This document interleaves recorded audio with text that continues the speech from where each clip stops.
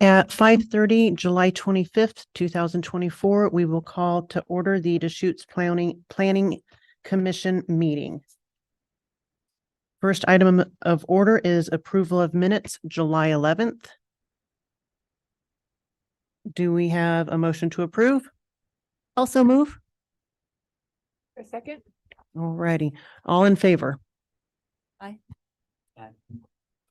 We have all commissioners who are in attendance approving. Do we have anyone on Zoom that is raising their hand for a public comment? As we have no one in person, we will not have any public comments that do not pertain to the action items. The action item tonight is the deliberation of the mini storage unit in the MUA 10 zone adjacent to Highway 20 with Nicole Mardell, Senior Planner. All right, thank you, Madam Chair and Commissioners. For the record, Nicole Mardell, Senior Planner. So just to set the table for this evening's deliberations, this is an applicant-initiated proposal to allow mini storage facilities in the MUA 10 zone along Highway 20, subject to certain siting criteria. Those being that the property is at least 10 acres in size, no greater than 35, adjacent to Highway 20, and within 2,500 feet of a UGB. As a reminder, there is a separate application for a similar proposal along Highway 97. So just to ensure that we're following the proper procedures, all the discussion this evening has to be on the record for this Highway 20 proposal. So file number 247-2400044 TA.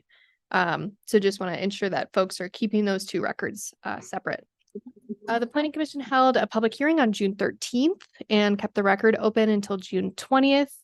We received 3 public comments from Bend Parks and Rec, Oregon Department of Transportation, and then Bend Fire and Rescue submitted a comment into the record responding to a commission question. And we also received 2 public comments raising concern, and this is detailed more in the matrix and in the memo, generally about compliance with Goal 14, so separating urban and rural uses and ensuring that there aren't urban uses on rural lands.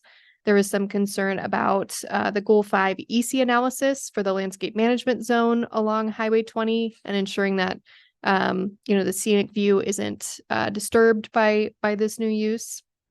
And there was also some concern raised regarding the applicant's findings with compliance with the county's comprehensive plan goals and policies. During the open record period, the applicant did provide some additional testimony responding to some of the public comments, and they also provided a transportation analysis, which is what Oregon Department of Transportation had requested. So that's in the record as well. We recommend this evening for your deliberations, because this is an applicant-initiated text amendment, for you to deliberate on the application on its face. So unlike our county processes, which can be iterative, where we can, modify the proposal, because this is applicant initiated, we recommend that the Planning Commission make a recommendation to the board to either approve or deny this, and then we'll collect Planning Commissioner comments, but we don't recommend adding additional criteria to the proposal. With that, I was talking with the chair before this meeting. We have provided a decision matrix with several items that we could walk through as a group, but I defer to the chair on how you'd like to work through deliberations this evening. Thank you, Nicole. As Nicole mentioned, we do have a matrices. Each item does have an approve to the board or reject for the board. With that, I have a thought for the commissioners. Rather than initially go through each matrix item, I am interested in maybe a roll call of individuals who think they are likely to approve it in its entirety or reject it, because at any point, if it's rejected, we toss any of the items above it out. And if we were to do a straight roll call, we could then discuss each item for Nicole to record to provide as feedback to the commissioners. Does anyone object to having an initial roll call? All who would be in favor of approving this, say aye. For the record, Mark Stockamp. All who would be in favor of rejecting this, say aye. We have two. We have Commissioner Altman and Commissioner Hovkamp. And I'm going to ask Commissioner Kelly, would you like to go through each item then in its detail as a yay and a nay? All righty, we will do that then. For the first item is the proposed text amendment compatible with the purpose of the multi-use MUA 10 zone. And hopefully everyone has had the opportunity to read this information. And all that would be in favor of this item. Madam Chair, Yes. can I ask a question of Mhm. staff as pertains to this particular item? Absolutely. Yep. Ms. Mardell, one of the pieces of public testimony that we received, I think it was from Landwatch, indicated that in their search on the property or properties, most or all three or some of them were fairly recently rezoned in their testimony anyway. They claimed from EFU to MUA previous to this application. Did the county verify that, or can you verify that now? Yes, yeah, all three properties that would be currently eligible under the proposal have been rezoned recently from EFU to MUA 10. Okay. Thank you. Sorry if I missed that earlier. If you included that, my apologies. Commissioner Stockamp, did you have comment that you wanted on item one? Item one, with it being adult MUA 10 zone. So I understand that the mini storage isn't currently included in it, but I found what was compelling, which was what was in the rebuttal from Mr. I don't know the last name, McKean, representing the applicant, was just comparing it to the other conditional uses that were provided. So it was schools, churches, vet clinics, and strictly looking at it from like a traffic perspective and seeing how it would be less than any of those conditional uses. That's compelling to me for how it would fit in the MUA 10. Also, because what it was described in the MUA 10 zoning, it's meant to provide a transition between rural and urban lands. So when you have that, the purpose of the MUA 10 zone, and this would fall in with like less traffic being generated, and there's other things I can go into with the urban side of things, but I think that's later. That's what compelled me. Comment from any of the other commissioners in favor or against on item one? I'm in agreement that I feel like this seems like a very low impact use. And it feels kind of like a transition from urban to rural.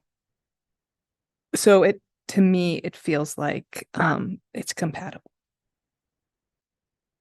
Commissioner Hovkamp? Yeah, I guess I'll just offer a counterpoint respectfully to my colleagues. When I read the purpose of the MUA zone, and I understand the point of the applicants highlighting some of the other uses currently allowed. But I always feel that we should shoot for the highest common denominator, not the lowest common denominator, if that math works. But when I see language to conserve forest lands, forest uses, to conserve open spaces and protect natural and scenic resources, and so forth and so on there, I don't need to read more of it to you, that I can't see how hardscaping, acres and acres and acres of land that until recently was EFU and then rezoned MUA, really even with a loose interpretation conforms to that purpose statement for the MUA. So this was one of the reasons that that I initially was concerned about this application, and I to date that concern's not alleviated. So thank you.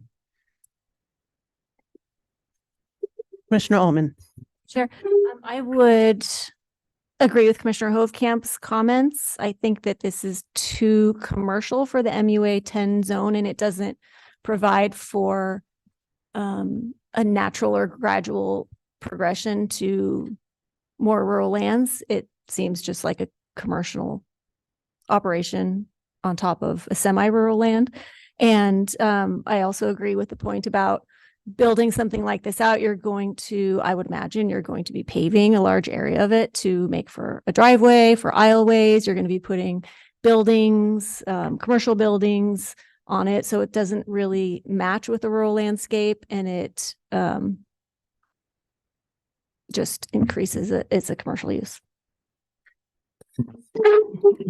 And I would comment, I do definitely see both sides. It's very, very close to the UGB.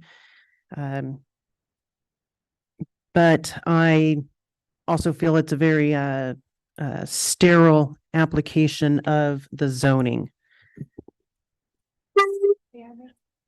Yes. My thoughts would be different if this was an island if this property that was being proposed was an island in the middle of surrounding other EFU, MUA zones, other rural zones.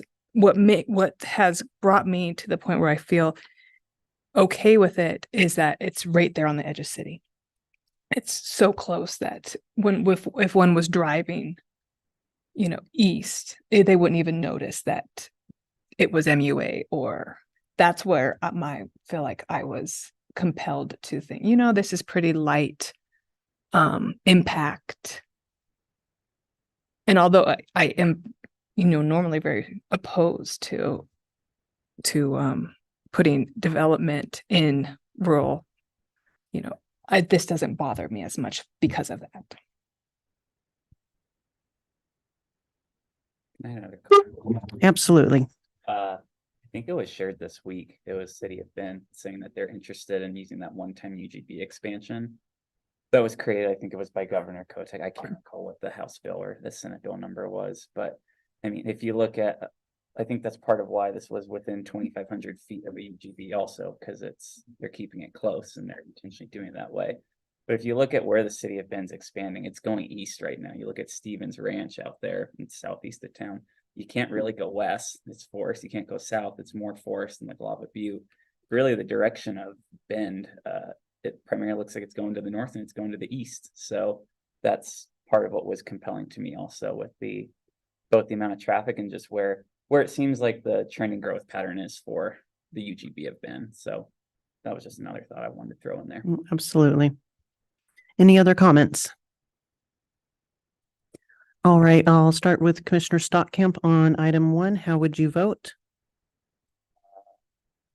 You can say A or B. Okay. Hey, thank you. Commissioner Altman. B. Commissioner Hofkamp. B. Okay. Give me 1 second.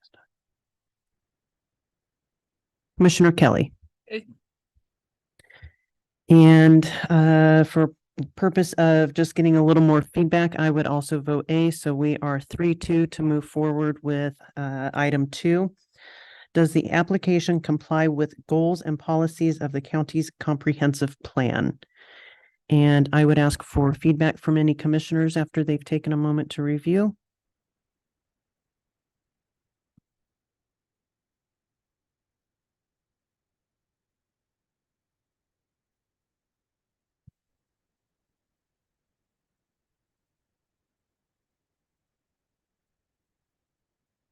Any thoughts?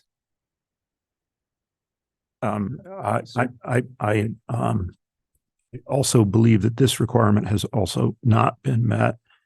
I guess my concerns primarily are goal 1, goal 5. Goal 1, here we've got an application in many ways is more consistent with a quasi judicial proceeding than a legislative one, just because of the specificity of the land. And so I have a very strong concern, as I expressed earlier, about public notification neighboring landowners. I think that this is an end run around that, to have it as a legislative process and then to so constrain the land's concern that it's just a few pieces of land. And then in goal 5 considerations, I think it's not consistent with open space, largely in alignment with the previous consideration about the MUA zone. Thank you. Any other comments? Okay. I agree with Commissioner Hofkamp tonight. I have the same concerns, and I know that Commissioner Kelly actually brought it up during well, actually, I think it was a different public hearing.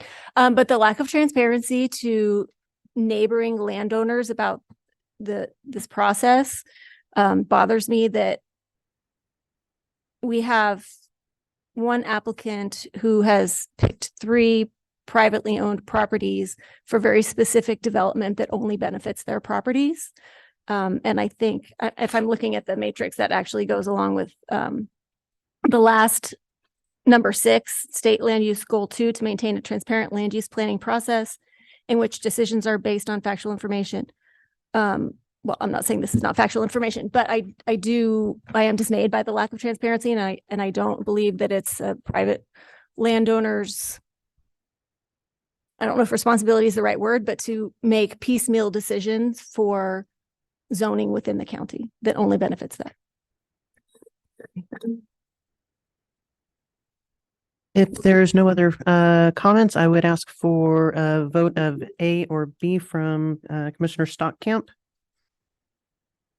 A. Commissioner Altman. B. Commissioner Kelly. A. Commissioner Hofkamp. B.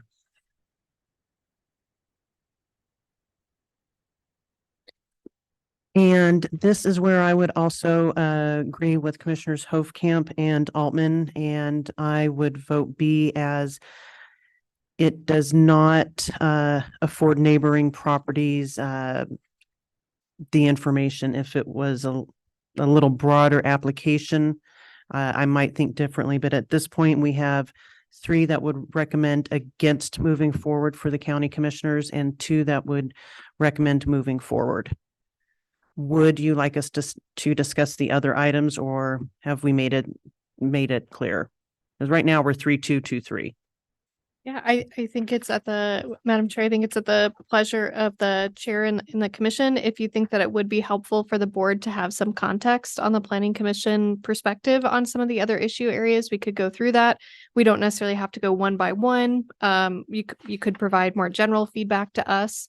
But as I mentioned, what we'll carry forward is, your recommendation. It appears to be denial of the proposed application with a variety of comments to the board, and to the applicant.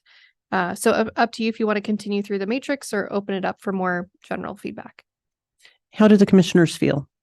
Would we like general conversation, or do we want to keep going item line?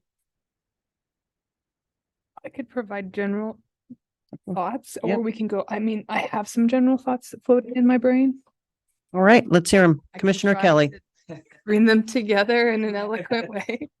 But in just like the very general big picture kind of thought, there's not a ton of land that can be used for mini storage in the county. And a lot of the land that can be used is, pretty expensive. And so it doesn't financially make sense to use that land for mini storage. And so I was kind of thinking about, part of my decision is, well, would this serve our community to have more storage, maybe more affordable storage, since supply is not much in the county for mini storage. And so in my thought process was, well, this would provide a service for a lot of people who need storage in the county with minimal impact to the land. And it's not going in the middle of rural county somewhere. It's going right abut, city limits. And so that it softened my heart towards the idea, was just kind of big picture.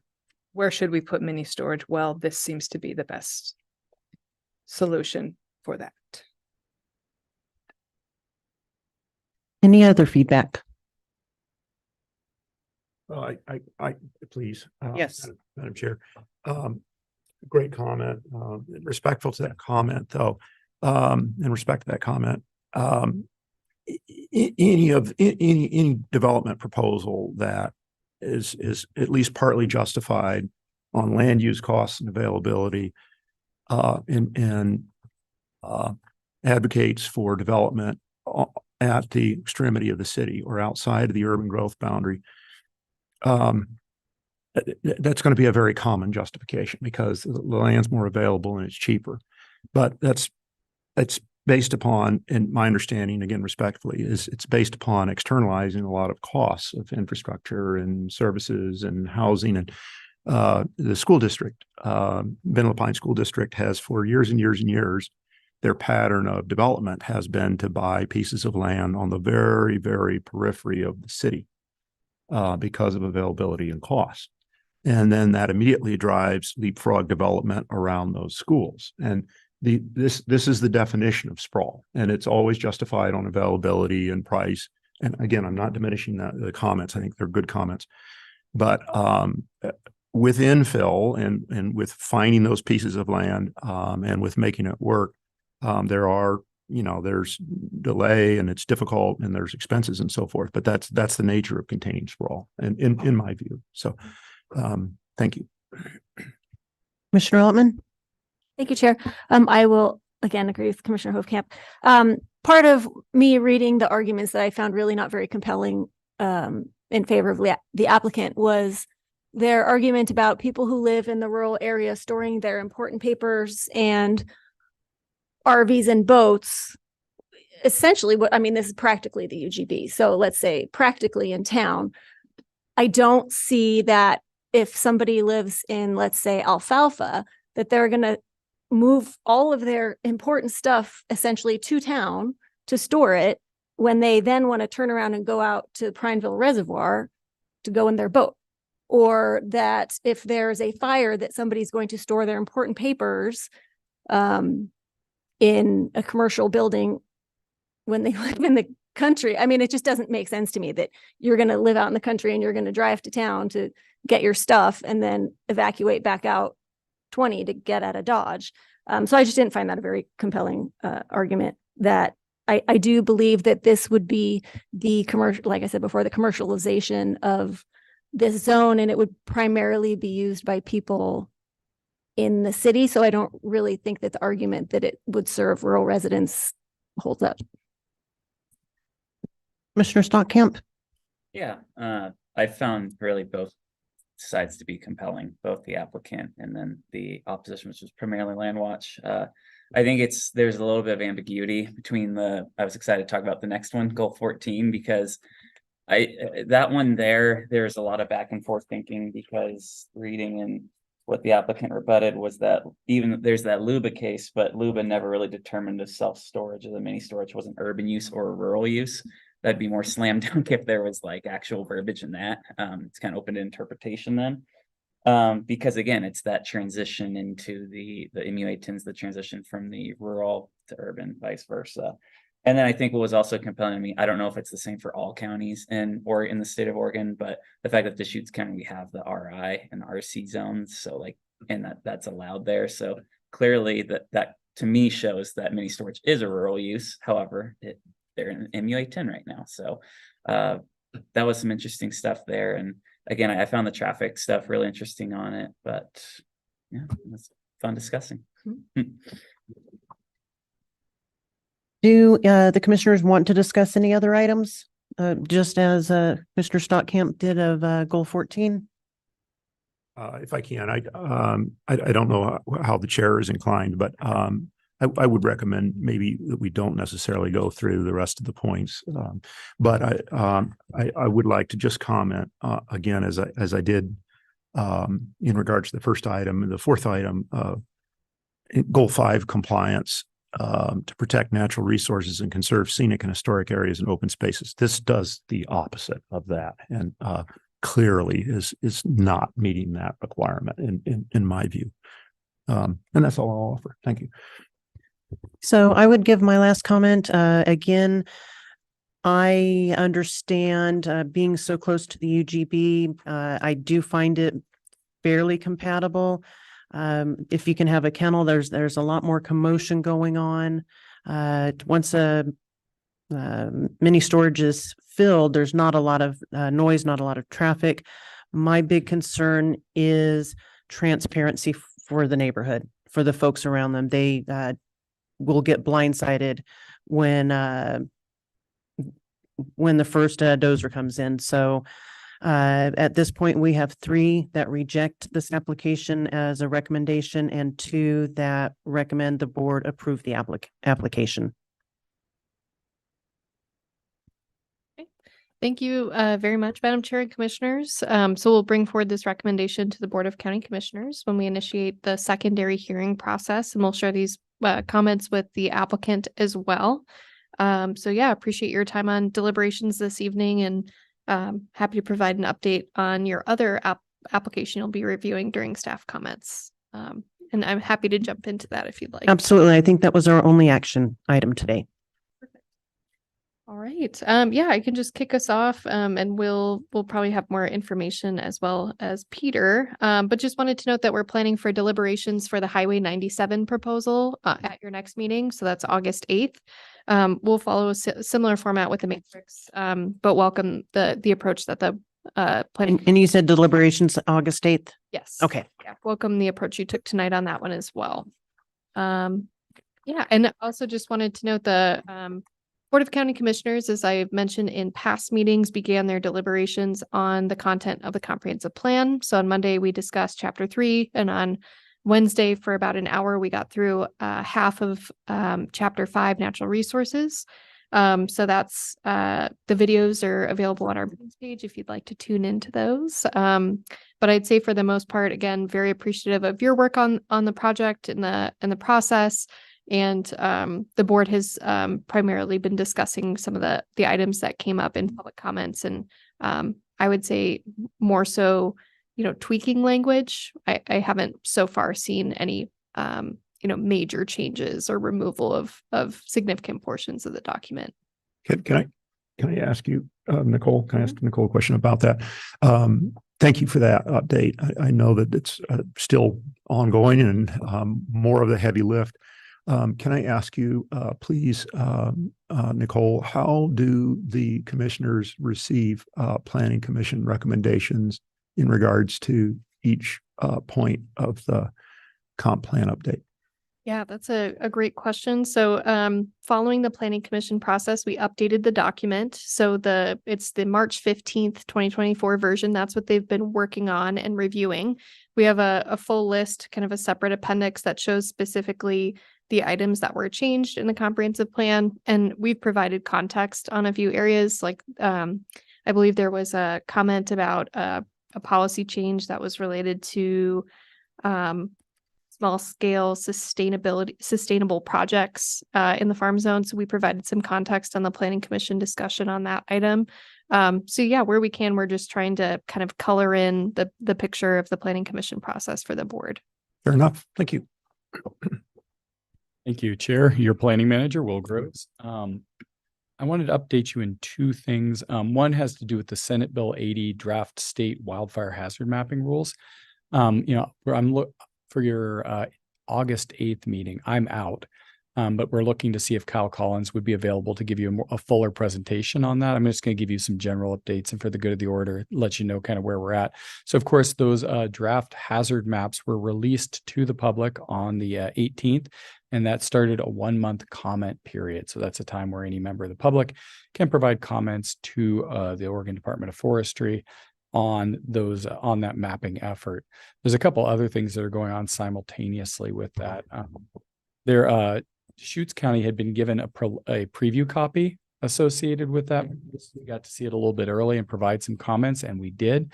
The county forester had some concerns about some of the mapping, some concerns about, for example, Deschutes River Woods being mapped as moderate hazard, despite the on-the-ground conditions. And there were a variety of concerns about what we call checkerboarding, where adjacent properties that seem otherwise similar might have different responses. And so I gave a presentation together with Kyle and Kevin Moriarty, our county forester, to the board on Wednesday.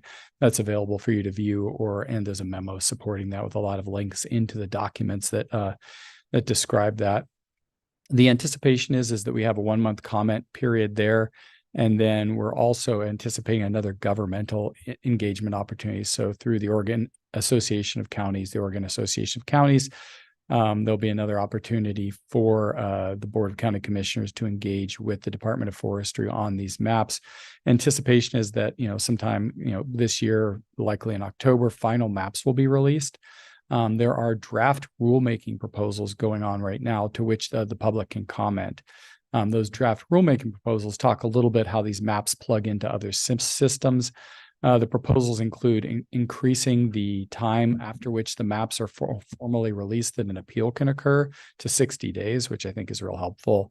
It's also acknowledging some of the changes to the maps that have happened with regard to decreasing the hazard for certain properties that are irrigated, as well as reducing the number of categories, hazard categories. Well, it was 5 risk categories, and now we're down to 3 hazard categories. So some changes in association with that, and there are an opportunity to talk about those rules to the Board of Forestry, and as well as hearings on July 31st in Zoom meetings and August 1st through a Zoom meeting. And those links are available in my memo to the board on Wednesday. Will, before you move Yes, on please. from that, is it okay to ask a brief question?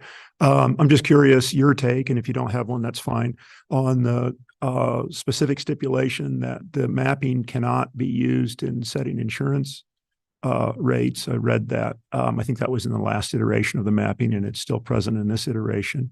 As a practical matter, I'm curious how that can be enforced, either for either explicit mentioning of in insurance rates, we're raising your rate by 25% because, or, more sort of insidiously and implicit, not necessarily explicit criterion. What are there mechanisms of enforcement, or is that just flowery language? I think it would be relatively difficult to detect if, insurance company was using this map as the basis of that. You'd have to look at a wide variety of insurance data. Not everybody's on the same provider. Something, and, I'm not an insurance agent. I did some grad school work in insurance and probability. And in the end, insurance agents, not to disparage them, are bookies. They're making a bet with you. Yeah. If your house is going to burn, and, taking a risk and hoping that, the casino wins. And so if there are, as sincere the effort has been made to make these statewide wildfire hazard maps, if they're using that as the basis for making these bets, it would be surprising to me. I would, if I were working for an insurance commission, I would be looking for more detailed, more property specific information. I'd dig into this a lot harder if I was going to make a $500,000 bet with somebody about the flammability of their house. I wouldn't be using a state level map to do that. Fair enough. The parallel, I think the obvious parallel is to flooding and flood risk and flood zones and, coastal differential insurance rates and that kind of, below waterline development and stuff like that. So it'll The be important difference there is that the flood insurance is subsidized by the federal government. okay. And they regulate how and who gets insurance, and, in some ways at what rate. So Mhm. in this case, it's out to private insurers. And so, Hmm. a friend of mine down in California who is at the edge of the forest recently saw their parents' house insurance go from $2,000 a year to the only offer they could get was $20,000, Mhm. which is, seemed ridiculous until they were evacuated about a month ago. Mhm. So, yeah, it's a tricky question, but it would be surprising to me if any insurance company was using this level map. Is basically, it works to your example. It works a little bit like the flood insurance map. The Mhm. notion is that we know we have a systematic problem, and in this type of work, you kind of refer to the population as a whole as a herd, and you're trying to do the maximum benefit for everyone, for the entire herd, and that to the extent that there's stragglers that you don't get right, it's still most important to get it right. So, or to get everybody moving in the right direction. So for people who are under mapped, they still can take precautions. For the vast majority of people who are correctly mapped, they're now going to be exposed to hardening and defensible space, which, really any reasonable person should be doing at this point. If they've got a house, you should clear out the flammable material around it.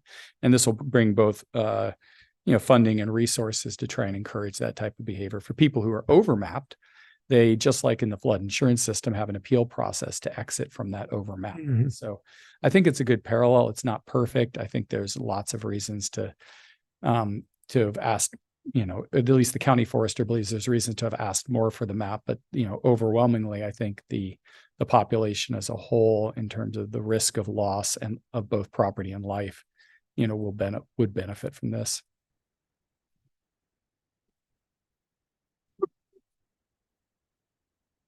Oh, sorry, I have a second. Okay. Second item, clear and objective. So of course, I've talked to you a couple times about the clear and objective updates that we're required to do. As a result of changes at the statutory level, we received DLCD support from this in the form of a consultant. MIG has been signed up to help us work through our language that relates to housing. We are required now, of course, as I've discussed previously, to change any language in our code that's between somebody and getting a house to have a clear and objective option that doesn't have words like compatible, suitable, orderly, and instead explains what in fact you have to do to get that permit. That effort has proved substantial. I think, we call our county code a code because what we're doing is we're programming in the English language. And there's a reason why computers don't program in English, because it's terrible. You know the number of court cases that have turned where a comma was set where somebody who hadn't had an English class since college 40 years ago put that comma there, and we're running into a lot of the same difficulties. So it's slow and painstaking work. We definitely appreciate the consultants' help. We're looking forward to, as we come into the fall, bringing you some of those packages. The goal, of course, is that it's an apples to apples effort to, if you're required to do this now, you're required to have an orderly subdivision. We'll explain what an orderly subdivision is. The utilities plug in, the intersections are safe. I'm trying to be much more explicit about what that means. But it can be relatively difficult. A provision that, I keep staring at is that under our current provisions, if you're going to have impacts on a wetland, that the essential character of the wetland has to be maintained. I know that you can hire a biologist and they can tell you if that's happened, but that's a very discretionary act, right? Based on the expertise of the biologist. How you write a formula that ensures that, is we're still scratching our heads at it. We've got the right team on it. Believe we're going to get there, but it's proving a much more daunting task than we thought at the outset. So I'll be bringing you regular updates. Ultimately, it's anticipated we're going to bring through a definitions package first to you. So we went through our definitions. I think I've mentioned previously, we've struggled over the years when somebody brings us, a single family dwelling and asks us to approve it. We've seen things that are duplexes, duplex-ishes, all sorts of weird configurations. And in the end, we've used some discretion and some policy to try to, hold a line on what a single family dwelling is. And now we have to explain what we're doing in plain English. And it's difficult. But the nice thing about this is that once you have a clear and objective standard, you're allowed to also have a subjective standard. So, I think I've used a hamburger metaphor before is, we say your hamburger comes with pickles and cheese, and that's the default. You can definitely get one of those every day of the week. If you want something else, a gluten-free bun, that's available, but it happens through a separate process. And, there might be discretion as to how it occurs. So definitely an exciting process, I think a valuable one, and one that is just every day humbling me about how tricky it is to write large sections of code and have it all plug in. Thank you, Madam Chair, members of the commission, Peter Gutowski, Community Development Director. Just a couple of updates. I mentioned this at your last meeting, but to the extent that anyone's listening and may have interest, on Tuesday evening at 5:30 in this room, there will be a roundtable discussion where members of the public have an opportunity to talk about the Fort Thompson property, which is north of of the city of Bend off of Highway 97 before Deschutes Junction. The county commissioned a campground feasibility study by Eco Northwest. This was a site that was identified as a possibility. There's been a lot of strong opinions, especially by the neighborhood off of Hunnell Road. So the board agreed to convene a conversation with those residents. So from 5:30 to 8, again, there's no proposal is on the table. As I mentioned, I think the county's exploring if there's plausibility to the site, they could apply for a grant through the Oregon Parks and Recreation Department to do some master planning. So very much at its infancy, but to the extent that, any of you are interested in that topic or people are inquiring about it, it's Tuesday at 5:30. Just building off the comments that Will made about the Oregon wildfire hazard map, Kyle, today, per the board's direction, we're in this awkward situation where it's not our map. We didn't generate it. We've expressed some concerns about some of its inconsistencies. We're doing everything we can to alert the public of this kind of 30-day public comment period. So it's kicked off on July 18th. It closes on August 18th.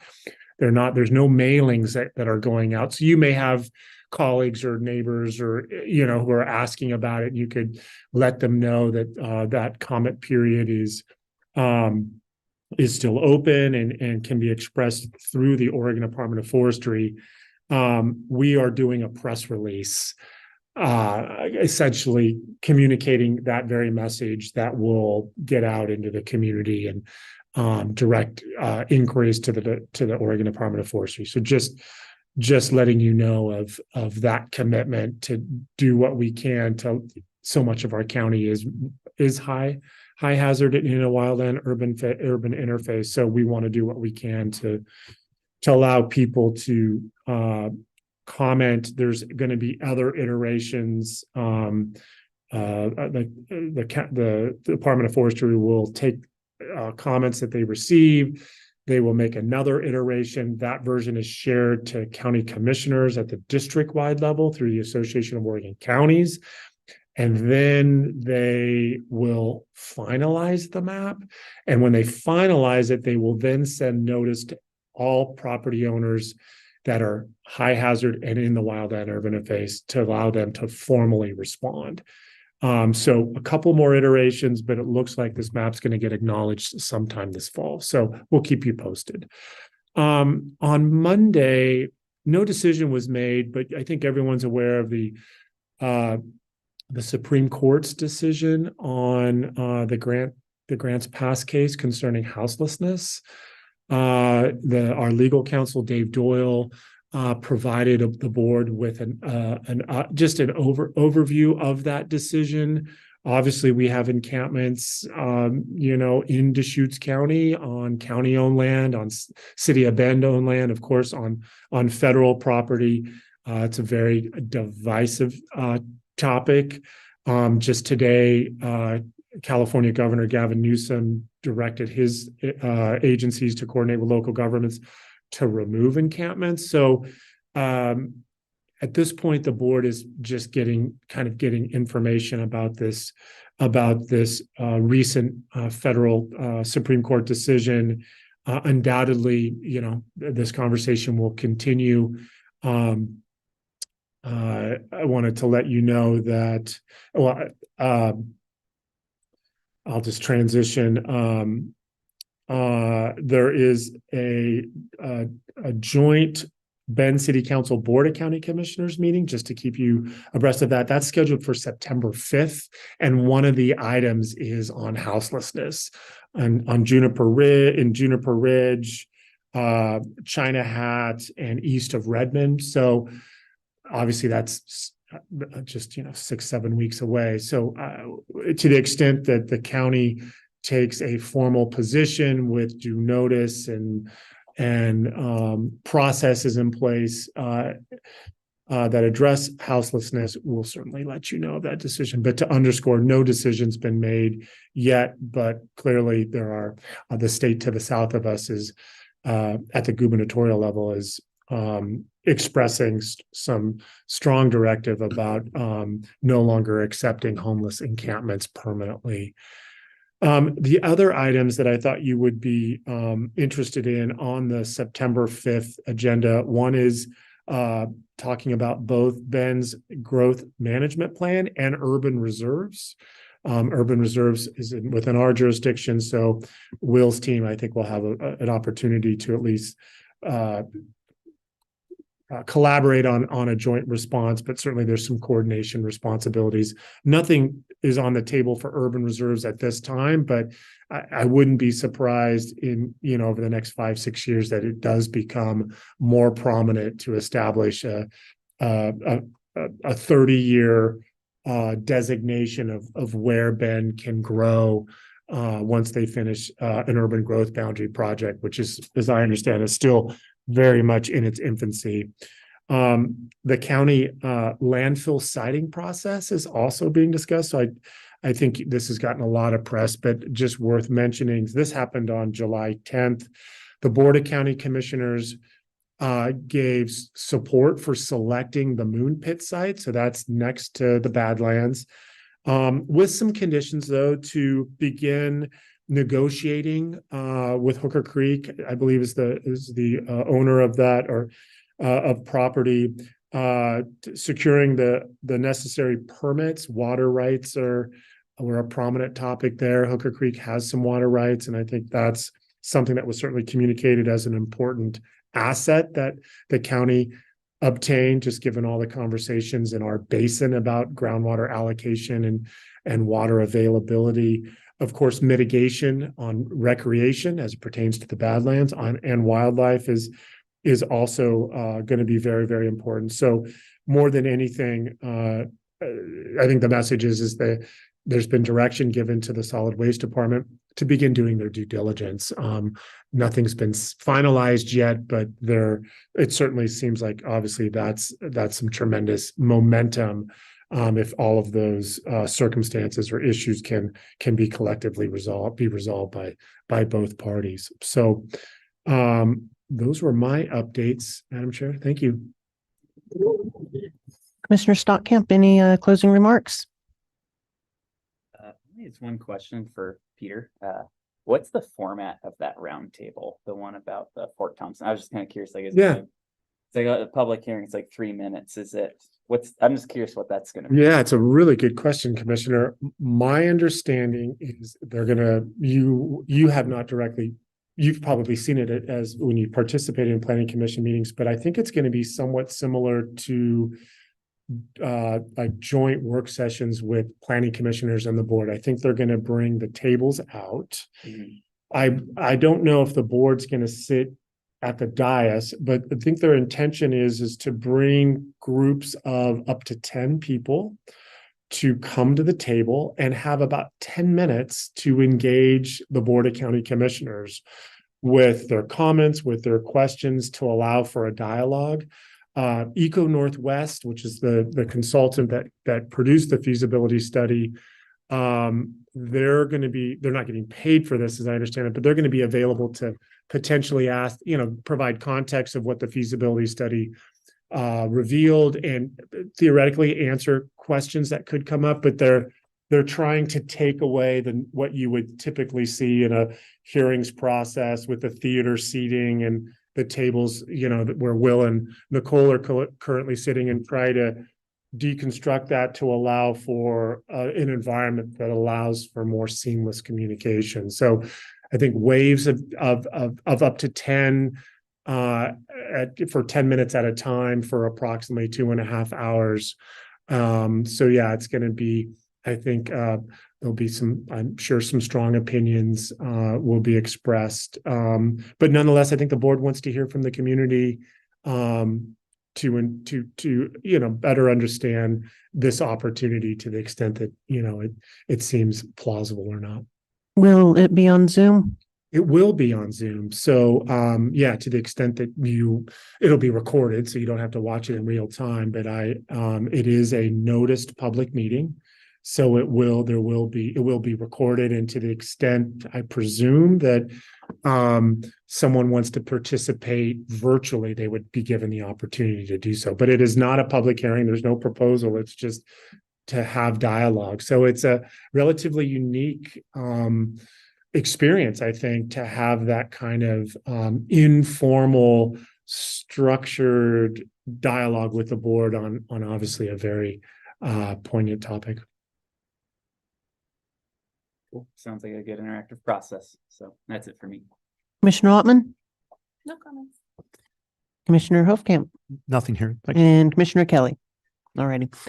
Commissioners, thank you tonight for an engaging deliberation. Appreciate that. And to Will, Nicole, and Peter, I believe I'm getting my email back.